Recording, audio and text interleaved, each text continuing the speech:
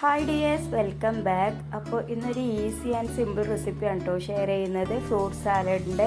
അപ്പോൾ പലരും fruit salad ചെയ്യുന്നുണ്ട്. പലരും ചെയ്യുമ്പോഴും ഓരോരുത്തരും ഓരോ രീതിക്കാണ് കേട്ടോ ചെയ്യാം. അപ്പോൾ ഞാൻ ചെയ്യുന്ന രീതിയാണ് നിങ്ങളായിട്ട് ഷെയർ ചെയ്യുന്നത്.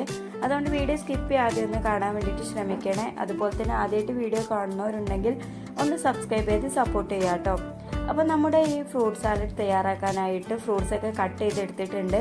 അത് ഇതാ ഒരു ബൗളിലേക്ക് മാറ്റി കൊടുക്കുകയാണ് കേട്ടോ. അപ്പോൾ ഇതിലേക്ക് പൈനാപ്പിള്, ആപ്പിള്, ഉറുമാമ്പഴം, നേന്ത്രപ്പഴം, പപ്പായ, മുന്തിരി, ഇത്രയും ഫ്രൂട്ട്സാണ് കേട്ടോ എടുത്തിട്ടുള്ളത്. അപ്പോൾ നിങ്ങളുടെ കയ്യിൽ അധികം ഫ്രൂട്ട്സ് ഉണ്ടെന്നുണ്ടെങ്കിൽ അതൊക്കെ ചേർത്ത് കൊടുക്കുക കേട്ടോ.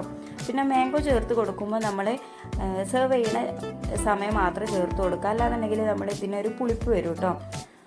അതൊന്ന് ശ്രദ്ധിക്കുക. അപ്പോൾ ഇതാ ഞാൻ ഇതിലേക്ക് കുരുള്ള മുന്തിരി ആയതുകൊണ്ട് ഡയറക്റ്റ് ചേർത്ത് കൊടുത്തിട്ടുണ്ട്. കുരില്ലാത്ത മുന്തിരിയാണ് എടുക്കുന്നതെന്നുണ്ടെങ്കിൽ കട്ട് ചെയ്തിട്ട് ചേർത്ത് കൊടുക്കുക കേട്ടോ. പിന്നെ ഇതാ ഇതിലേക്ക് കുറച്ച് പഞ്ചസാര ഇട്ട് കൊടുത്തിട്ട് നന്നായിട്ട് തന്നെ ഒന്ന് മിക്സ് ആക്കി എടുക്കുകയാണ്. എന്നിട്ട് ഇതൊരു അരമണിക്കൂർ ഫ്രിഡ്ജിൽ വെച്ച് സെറ്റാക്കി എടുത്തിട്ട് വേണം കേട്ടോ നമുക്കിത് തയ്യാറാക്കാനായിട്ട്. എങ്കിലേ ഇത് കറക്റ്റ് ടേസ്റ്റ് കിട്ടുള്ളൂ.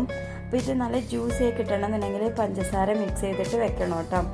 അപ്പോൾ ഇത് നന്നായിട്ട് മിക്സ് ആക്കിയിട്ട് അരമണിക്കൂർ ഫ്രിഡ്ജിലേക്ക് മാറ്റുന്നുണ്ട്.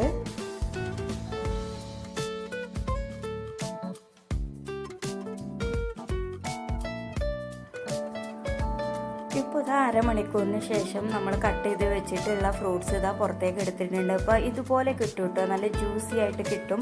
അപ്പോൾ ഈ പഞ്ചസാരയൊക്കെ മെൽറ്റായിട്ട് നല്ല ടേസ്റ്റ് ഉണ്ടാവും കേട്ടോ. ഈ ഫ്രൂട്ട്സ് ഇങ്ങനെ കഴിക്കാൻ തന്നെ നല്ല ടേസ്റ്റാണ്.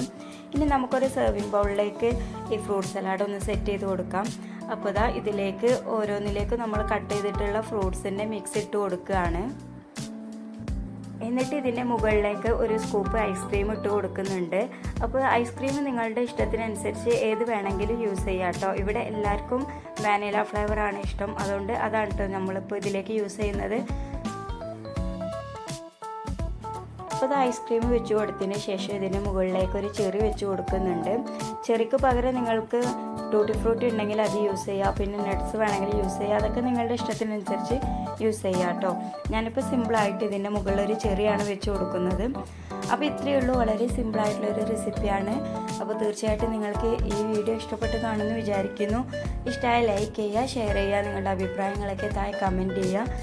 അതുപോലെ തന്നെ സബ്സ്ക്രൈബ് ചെയ്യാതെ കാണുന്നവരുണ്ടെങ്കിൽ ഒന്ന് സബ്സ്ക്രൈബ് ചെയ്ത് സപ്പോർട്ട് ചെയ്യാം. അപ്പോൾ അടുത്ത വീഡിയോയിൽ കാണാം. അതുവരേക്കും എല്ലാ കൂട്ടുകാർക്കും ബൈ. Thank you.